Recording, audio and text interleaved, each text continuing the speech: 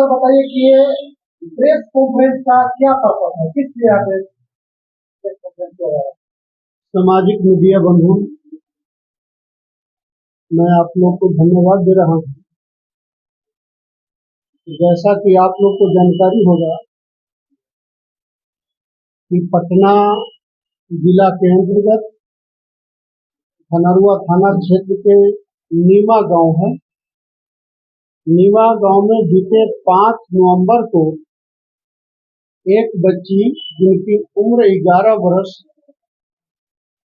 एक अपराधी ने उसे दिन में पकड़कर बलात्कार किया, जो धनरुआ थाना में मामला दर्ज। लेकिन दुर्भाग्य इस बात की है कि 5 नवंबर से लेकर आज 15 नवंबर बीत गए, लेकिन अपराधी अभी तक इनके कस्टडी से जुड़े। देश की आजादी के आज 77वें वर्ष बीत रहे हैं, लेकिन कहीं न कहीं लगातार ऐसी घटना पूरे प्रदेश, पटना जिला के अन्य विधानसभा क्षेत्र में लगातार हो रहा। लेकिन सरकार अगर नाम की चीज हुआ होता, प्रशासन अगर सही कार्रवाई की होती, तो अब तक अपराधी जेल के शिकंजा में है। इतना तक कि अभी तक जो पीड़ित परिवार हैं, उन लोग को लगातार धमकी दी जा रही है कि हमें जान की खतरा है, हमें परिवार का नुकसान हो सकता है। इस घटना को देखते हुए आज हम लोगों ने प्रेस कॉन्फ्रेंस बुलाई। इसका मुख्य मकसद यह है कि सरकार की रवैया को, प्रशासन की रवैया को जन जन तक हम लोग इनकी बात को पहुंचाएं कि अगर सरकार आपके पक्ष में हुआ होता या प्रशासन आपके पक्ष में होता तो न्याय आपको मिल गया होता।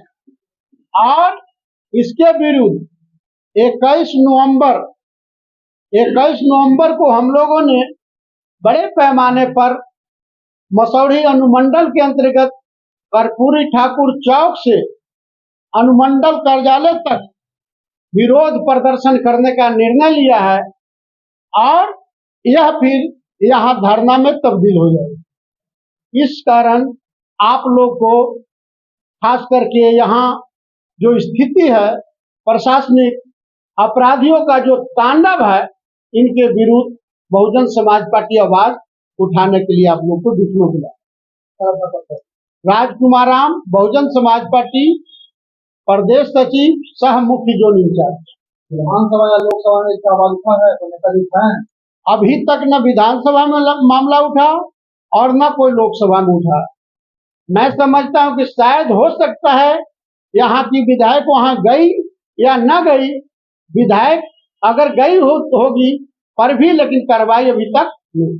चुनाव के टाइम में जाति पर वोट मांगा जाता है, पार्टी के नाम पर वोट दिया जाता है। आज कितने जाति और कितने पार्टी आप लोगों के पास है? चुनाव के समय लोग तो केवल जाति बन जाते ही हैं, लेकिन पीड़िता अगर न्याय मिला होता अन्य पार्टियों से, तो हम लोग को आज जन जन तक इस मामला पर बढ़ाने की जरूरी है। मामला किसी जाति और किसी पार्टी का नहीं है, तो हमारे बिहार, हमारे देश का बात है। एक बेटी को न्याय मिलना चाहिए, लेकिन इसके लिए कोई नेता आगे नहीं आ रहे हैं, चाहे आज के जात के हो, चाहे फॉरवर्ड जाते हो, किसी भी जाति, किसी समाज के। हमारे अन्य नेता की बात अगर कर रहे हैं तो 21 तारीख के माननीय सांसद साहब जो राज्यसभा से हैं, रामजी गौतम साहब, उनका भी कार्यक्रम लगा है। माननीय प्रदेश के प्रभारी हैं अनिल कुमार जी, माननीय प्रदेश के अध्यक्ष प्रभारी हैं एडवोकेट सुरेश राव साहब, हमारे प्रदेश के अध्यक्ष हैं तो इन शंकर महतो जी, इनके अलावे बहुजन समाज पार्टी के अन्य पदाधिकारी में जैसे आपके स्टेज पर नजर आ रहे हैं व्यास मुनिदास जी, मुख्य जोन इंचार्ज हैं, हमारे जिला अध्यक्ष जी हैं उमेश कुमार जी, उसके अलावे हमारे वरीय पदाधिकारी हैं प्रोफेसर सकलदेव बाबू, अन्य यहाँ जितने भी लोग आए हैं वह संगठन का टीम लोग आए इस मूवमेंट को आगे बढ़ाने के लिए। सबसे पहले मैं आपके चैनल और आपके तमाम दर्शकों को मैं व्यास मुनिदास अपनी तरफ से सबको मैं जय हिंद प्रस्तुत करता हूँ। मेरा नाम व्यास मुनिदास, प्रदेश महासचिव सह सेक्टर के मुख्य जोन इंचार्ज हूँ बिहार प्रदेश का। दरअसल दलितों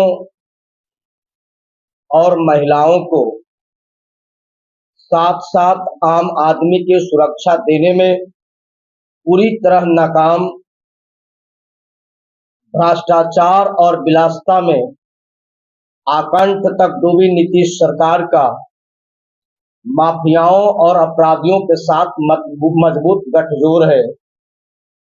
और माननीय मुख्यमंत्री जी या मैं भाजपा भी कह दूं जिनके सहयोग से सरकार चल रही है, सत्ता में बने रहने के लिए यह डबल इंजन की सरकार और खास करके माननीय मुख्यमंत्री जी किसी स्तर तक जा सकते। मैं एक ताजा तरीन उदाहरण प्रस्तुत करता हूं।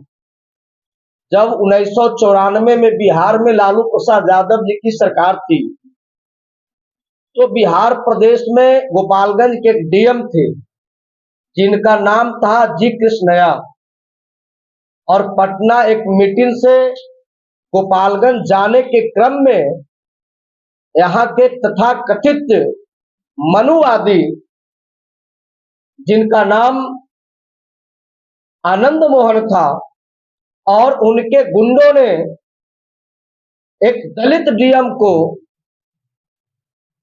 पत्थर से कुचल करके निर्मम हत्या कर दिया था। इन अपराधों में आनंद मोहन जी और उनके साथी लोग जेल के सलाखों में बंद थे। निचली अदालत ने उन्हें फांसी की सजा मुकर्रर की थी। आगे चलकर हाई कोर्ट ने फांसी की सजा को आजीवन कारावास में तब्दील कर दिया था। इससे पहले जब बिहार में लालू और नीतीश जी की सरकार बनी तो लालू और नीतीश जी ने लोकसभा चुनाव में अपराधियों का राजनीतिक इस्तेमाल करने के लिए उन्होंने जेल मैनुअल में बदलाव किया था। जेल मैनुअल कहता है कि लोक सेवकों को ड्यूटी के दौरान हत्या होने पर उनके आरोपी को जेल की सजा में माफी या छूट नहीं होगी। लेकिन लालू और नीतीश जी की सरकार जो कभी बिहार में नदी का दो किनारा हुआ करते थे, राजनीति का दो विरोधी धुरी हुआ करते थे, ये लोग सत्ता में बने रहने के लिए अपने उसूलों से समझौता किया और सरकार बनाई।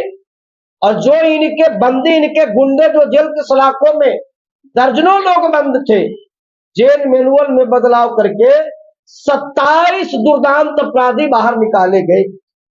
जब से अपराधी को बाहर निकालने के लिए लालू और नीतीश की सरकार ने जेल मैनुअल में बदलाव किया, तब से अपराधियों का मनोबल 7वें आसमान पर है।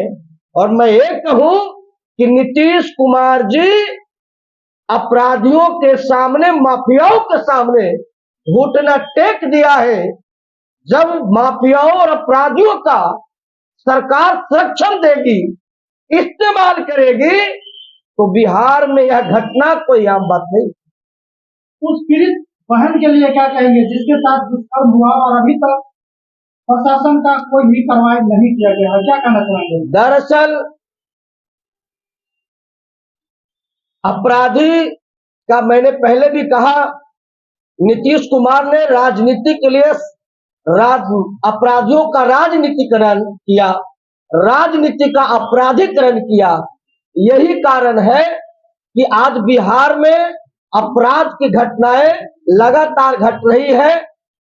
इन लोगों से, इन सत्ता से सुरक्षा की उम्मीद करना हमारी बेकार होगी। सत्ता को उम्मीद करना हम छोड़ दें और बहुजन समाज पार्टी, हमारी नेता परम आदरणीय बहन कुमारी मायावती जी का क्लियर स्टैंड है, यदि बिहार में हमारी बेटियों के साथ अपराध की घटना घटित होती है, उनकी बलात्कार होती है, साक्ष्य को छुपाने के लिए निर्मम हत्या होती है, तो बहुजन समाज पार्टी किसी कीमत पर इससे समझौता न करके इसका पुरजोर हम विरोध करेंगे, प्रदर्शन करेंगे और सरकार को उखाड़ फेंकने के लिए आने वाले 25 को चुनाव में हम लोगों को तैयार करेंगे। जब तक सत्ता नहीं होगी, इन गरीबों को सत्ता में भागीदारी नहीं होगी, तब तक हमारी बेटी बहुओं की इज्जत सुरक्षित नहीं होगी। हमारे लोगों का हत्या रुकने वाला नहीं है। चूंकि जिनकी सरकार होती उनके बुजुर्गों का अपमान नहीं होता, जिनकी सरकार होती उनकी बेटी बहू का बलात्कार नहीं होता।